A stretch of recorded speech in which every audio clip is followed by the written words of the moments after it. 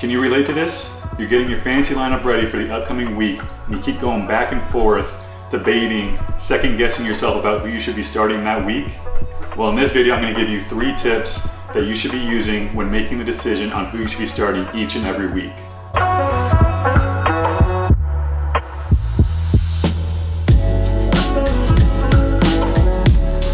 So you've narrowed down your decision to 2 or 3 different players about who you want to start that week. One of the best things that you can do to kind of give yourself a good direction as to what type of player you should be starting is to just know your matchup.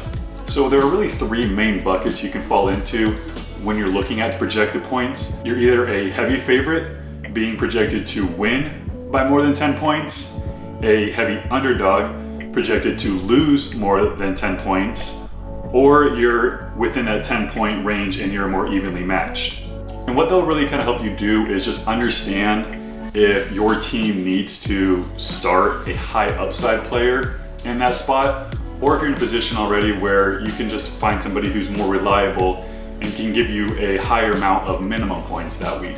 And once you understand how you stack up against your opponent that week, that will help guide you as to what type of player you should be looking to start.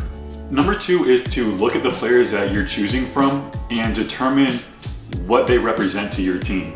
Are they a safe play or are they a high upside play? The reason this is so important is because everyone's team has different needs.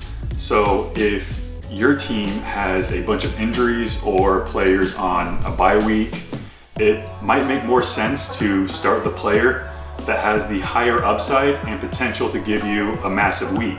And on the other hand, it might make more sense for you to find the safest play if you're just trying to find somebody who won't give you a bust game or have one of those disappearing acts that ends up really hurting your week. So if you're looking to start a player that has a lot of upside and has the potential to have a massive week, here are some things that you should be looking for. So for wide receivers, you want to try to find those players that have a lot of red zone targets. So when they're getting targeted in the red zone, near the end zone, those are super valuable targets that obviously lead to touchdowns that can help you win your week.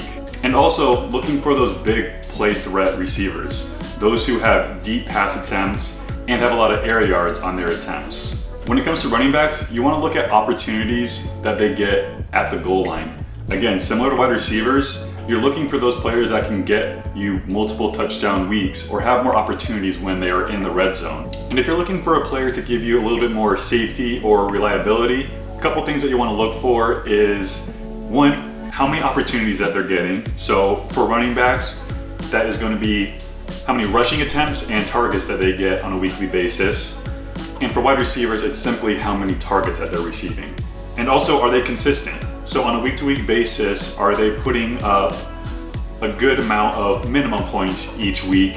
And they don't have many bust games where they have 5 or less points on a week. So figure out what your team needs and then find the player that best fits those specific needs. And then tip number 3, look at the difficulty of each individual player's matchups. With the exception of the elite players in the league, difficulty of matchup plays a large role in predicting a player's outcome based on position in fantasy. So if you're really just torn between 2 different players and you're looking for a good tiebreaker to make your decision, look at that individual player's matchup that week. Those matchup rankings, especially when they show on ESPN or any major platform for fantasy football, it's showing what that defense is ranked against that specific position. And keep in mind, the further along you are into the NFL season, the more reliable that matchup data is. So for a quick recap, number 1, know your matchup. Understand if you are an underdog or if you're a favorite, and if you need to make any decisions based on how you match up against that opponent and what those projection points look like. Number 2, understand what the players that you're considering represent to your team. Understand if they have a lot of upside or if they are a safer play, and then also determine which of those types of players makes the most sense that particular week. And then 3rd, look at the difficulty of the individual matchup for that player. Check to see if they're going up against a defense that is either good or bad against that particular position. So you can use these tips to kind of help direct and guide you when you are making these tough decisions, so you're making the choice that makes the most sense for your particular team.